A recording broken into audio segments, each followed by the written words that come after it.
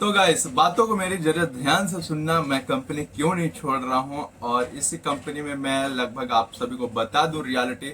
तो मैं इस कंपनी में काफी समय से हूं, ठीक है। काफी समय बोले तो लॉकडाउन के बाद से ही।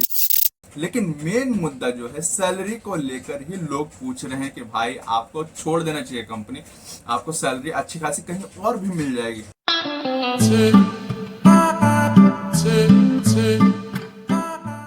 हाय guys, welcome back to my channel, another new video. तो गाइस, कैसे हो आप सभी लोग? जैसा कि मैं देख रहे हो कि मिल रहा हूँ भाई क्रेन के केबिन में। लेकिन आज बहुत ही इम्पोर्टेंट मुद्दे पे बात करने वाले हैं।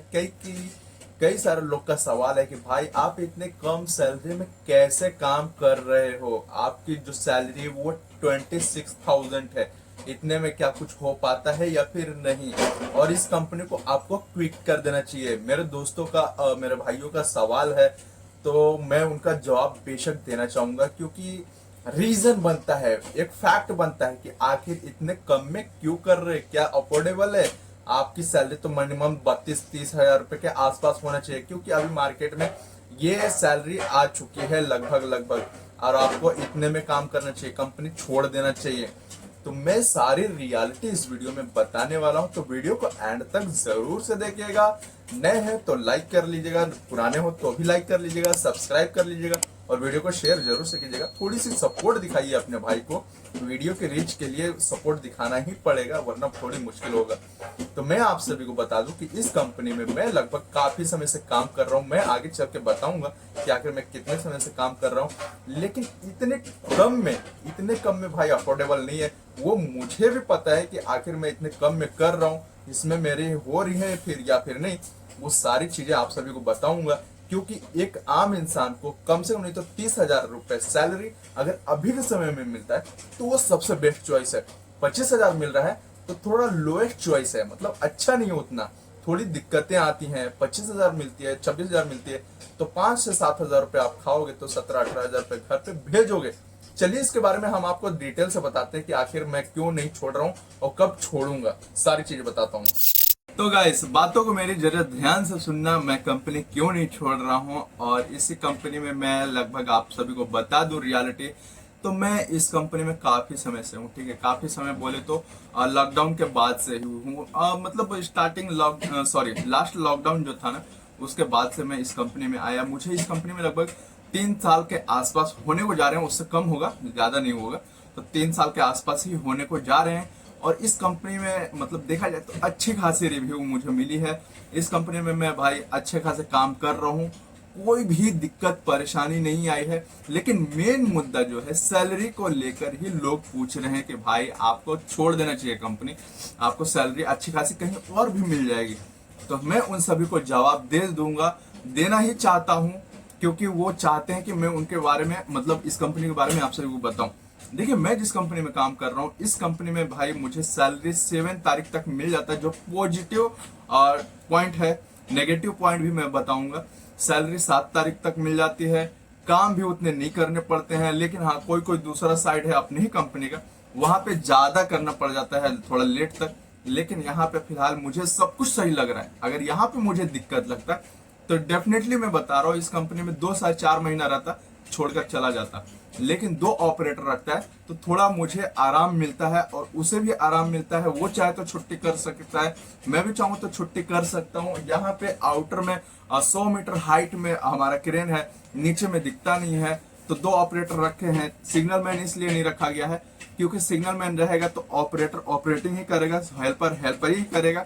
लेकिन जब ऑपरेटर का तबीयत खराब हो जाता है, कुछ हो जाता है, अदरवाइज वो घर चला जाता है, तो कैसे मैनेज होगा? मेन पॉजिटिव पॉइंट है, जो कि नेगेटिव में भी जा सकता है। अगर वो चला गया घर तो संभालेगा कौन? ये नेगेटिव में आ जाएगा। तो मेन मुद्दा जो है, उसे घर जाएगा तो मैं संभाल सकता हूँ, मैं घर जाऊंगा तो वो संभाल सकता है। 1 महीने के लिए दूसरा ऑपरेटर क्यों हायर करना? तो कंपनी ने सोचा कि चलो, जैसे कि मान लेते हैं कि हेल्पर को 15,000 रुपए सैलरी दे रहे हैं, तो क्यों ना ऑपरेटर को 5-7 हजार और एक्स्ट्रा देके एक ऑपरेटर ही हायर कर लेते हैं। जो ऑपरेटर 5-7 हजार, करोड़ों रुपए के काम हो रहे, 5-7 हजार कौन देखता है? तो मेन मुद्दा ये है। तो हमारी कंपनी में 2 ऑपरेटर हैं, एक बिल्डिंग है, नॉर्मल काम चलते हैं। आप सभी सोचो, किसी एक व्यक्ति पे बहुत ज्यादा प्रेशर मिलता है और वो कंपनी में जाहिर सी बात है किसी प्रेशर मिलेगा तो वो रहेगा नहीं।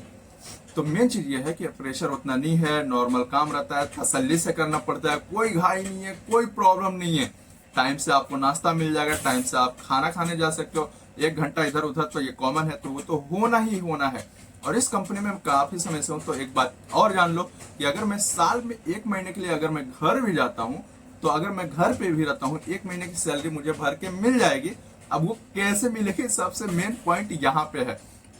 अगर मैं घर जाता हूँ 1 महीने के लिए, तो 1 महीने की जितनी भी छुट्टी रहेगी उसमें ये भर के दिया जाएगा कि अगर जितनी भी संडे मैं किया रहूंगा ना, वो सारे संडे का अटैचमेंट करके 1 मंथ की सैलरी तैयार की जाएगी और 1 मंथ की सैलरी आपको प्रॉपर उठेगा। मैं इस वक्त बता रहा हूँ आप सभी को, जब से 3 साल से हूँ इस कंपनी में, हमारी सैलरी कभी भी कटी नहीं है, कम नहीं आई है। जितना सैलरी अगर 1 साल में आ रही है तो उतना ही सैलरी मिलेगी। दूसरे साल में जो इंक्रीजमेंट होता है, यानी कि जो सैलरी बढ़ती है 1,500-2 हजार, वो फिर आपको मतलब मान लेते हैं इस साल 20,000 सैलरी है तो अगले साल 21-22 हजार हो जाएगा, फिर अगले साल 23-24 हजार हो जाएगा।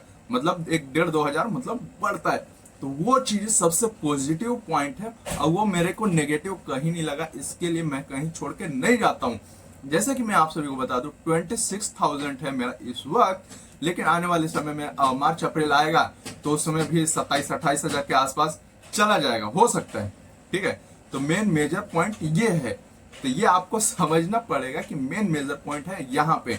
तो दूसरी कंपनी में जाना होगा, बेशक जाऊंगा, लेकिन रीजन ये है कि अभी थोड़ा सा 1 साल के लिए मैं कहीं नहीं जा सकता हूँ। 1 साल से ऊपर के लिए मैं बता देता हूँ, कहीं नहीं जा सकता हूँ। अगर हाँ अच्छा पॉइंट मिल जाए, अच्छी सैलरी कहीं मिल जाए, तो हो सकता है 6 महीने में भी कहीं और चला जाऊं मैं। यानी कि मैं कंपनी वैसे पता ही करता रहता हूँ, लेकिन वैसी कंपनी नहीं मिलती। इसके लिए मैं ज्यादा कुछ ट्राई नहीं करता, क्योंकि मुझे कंपनी बदलने में मजा नहीं आता। मैं एक जगह रहना पसंद करता हूँ, तो दर बदर भटकना नहीं। भले ही मैं सही जगह पे रह नहीं रहा हूँ, जहाँ पे रूम है वहां भले ही उतना अच्छा ना हो, फ्लैट जैसा ना हो, फिर भी पतरे का रूम में रह रहे हैं, काम चला रहे हैं, जिंदगी गुजर रही है, कोई भी प्रॉब्लम नहीं है। प्रॉब्लम आएगा तो आपका भाई सीधा ऐसा हाथ उठा देगा और मैं आप सभी को बता दूंगा कि मैं कंपनी चेंज कर रहा हूँ। अभी ना करने का कारण आपको समझ में आ गया। नेगेटिव पॉइंट के बारे में हम आप सभी को बता दें तो नेगेटिव पॉइंट कुछ भी नहीं है। पॉजिटिव पॉइंट हमने आप सभी को बताया। ये हमारी जो कंपनी है टाइम से पेमेंट देती है और 7 से 8 मुश्किल से होता है, वरना 7 तारीख को ही पेमेंट हो जाती है। पेमेंट कभी कट के नहीं आता है, जो फिक्स पेमेंट है वो आती है। पीएफ कटते हैं, पीएफ के भी अच्छे खासे पैसे हमने जनरेट कर लिया है।